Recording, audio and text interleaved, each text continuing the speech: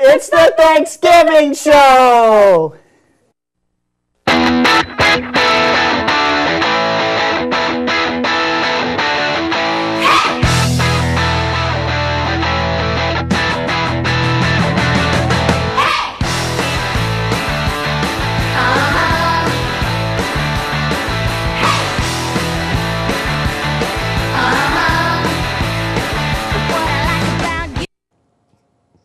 Wingapo. Yes, hello, and welcome to our 8th special Thanksgiving edition of Wctv.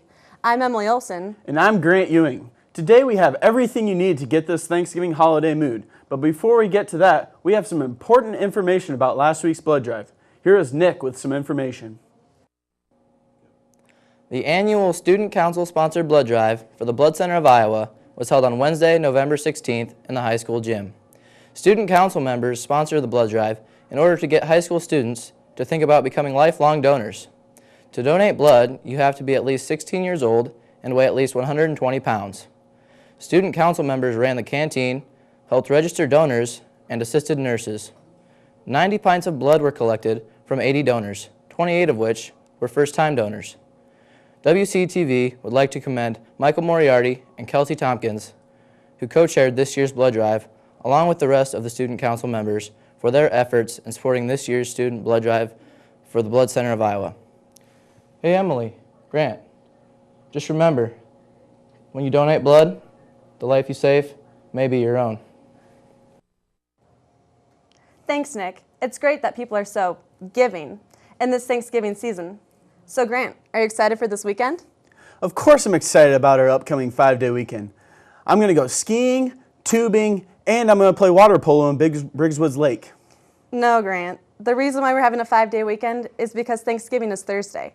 Are you excited about Thanksgiving? Oh yeah, you could say that. Here's Josie with the history of Thanksgiving. National holiday devoted to eating? It's the American way. With Thanksgiving tomorrow, you may be wondering how and when this big eating fest came about. Local expert Mrs. Garvey offered this history lesson. There are some differences between the Thanksgivings over the years. Well, Josie, I went back and looked up some information, and in 1541, actually, Coronado, the great conquistador that came over from Spain, had the first Thanksgiving, actually, with some friendly Indians in West Texas. The one that we're familiar with, though, is the one in 1621, and this is where we probably model from that. In 1621, we had the Pilgrims come over. Friendly Indians came and started helping them. Squanto, of course, is the most famous. Showed them how to plant the different crops and use different items for, medicines, and just basically helped them to learn how to live in this new country. And their harvest was so bountiful, they wanted to be thankful for what they had and to thank the Indians for helping them. They invited them over, and that's the great feast that we always celebrate. And you as a little kid probably dressed up as an Indian or a pilgrim and has become very famous. By 1941, we as Americans always want to have things firmly entrenched and know what's going on and plan around, and probably Christmas shopping was involved in there. President Roosevelt decided to name the fourth Thursday of every November as our National Day of Thanksgiving. Some states, though, got a little confused because some months had 5 Thursdays, and for 15 years celebrated the last Thursday. So you had 15 states celebrating on the last Thursday, and some states celebrating on the fourth Thursday. So in 1956, everybody came together, and so ever since then, it's always been the fourth Thursday of November. Mrs. Garvey sure does know a lot about this joyous day of gorging and displays of gluttony. Have you ever wondered how much the teachers know about this holiday? Well, let's see how well they paid attention in history class. So the big question for all you teachers out there is, what two groups of people celebrated the first Thanksgiving? The Native Americans and the French. I think the first Thanksgiving was between the Indians and I think it was the Leprechauns. I have no idea who the Native Americans celebrated the first Thanksgiving. Just a second. Oh, they celebrated with the Chicago Cubs, and that was the last year they won the World Series. Indians and the turkeys. There were with the Indians because they used to eat corn instead of turkeys. Gremlins. Native Americans and those guys from Monty Python's The Holy Grail, you know, the Black Knight with his legs bitten off. Contrary to popular belief, I was not at that first Thanksgiving, but I do know for a fact it was the Pilgrims and the Native Americans were present. Well, maybe the teachers need to do a little bit more research on this topic. Hopefully you have paid more attention in history class than they did. I'm Josie Warwick, and I need to start preparing for a full day of eating.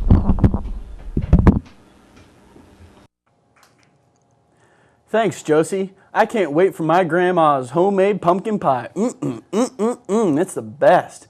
And all that turkey, corn, and mashed potatoes. Grant, come on. You're a wrestler now. You need to start watching your weight. Don't worry about it. I got it covered. I'm going to run in the turkey trot Thursday. That should help me burn off some of those unwanted calories. Not only does the turkey trot help us keep healthy, it's also a good cause, and all the canned goods are donated to charity. Other than the turkey trot, what are some other Thanksgiving traditions? Jordan took it to the halls to get his helping of Thanksgiving traditions. When it comes to Thanksgiving, the traditions of eating a lot, spending time with family, and watching football are a must. Let's see what Mrs. Ryan had to say about a few Thanksgiving traditions. What are some similarities between the first Thanksgiving and now? Well, sorry to burst your bubble, but the first Thanksgiving maybe shouldn't even really be called the first Thanksgiving. They did have a feast in the fall to celebrate their harvest, but for them it wasn't a Thanksgiving. These were devoutly religious people, and if they were giving thanks to God for their bounty, they probably would have been fasting. But they did have a meal, and they did eat. Theirs lasted 3 days. Ours lasts 1 day, or maybe the whole weekend, depending on how you look at it. We have guests to the meal. They had guests. They had the Native Americans. In fact, they contributed venison to the meal. So there are some similarities, but definitely some differences. What are some of the foods that were eaten at the first Thanksgiving? Well, they probably had pumpkin in some form, maybe not like as pies like we're used to. Turkey was probably there, but also other wildfowl like ducks, geese, and I'm sad to say probably also swan. Now that we know about some Thanksgiving traditions, let's see what some WCHS students had planned for the holiday. What are your plans for Thanksgiving? I'm going to my grandparents in Des Moines.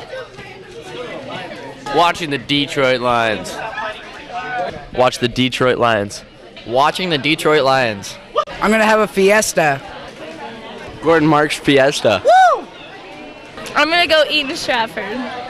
This is Jordan Burke reporting for Wctv, and I got to go get my own turkey for my own traditional Thanksgiving feast.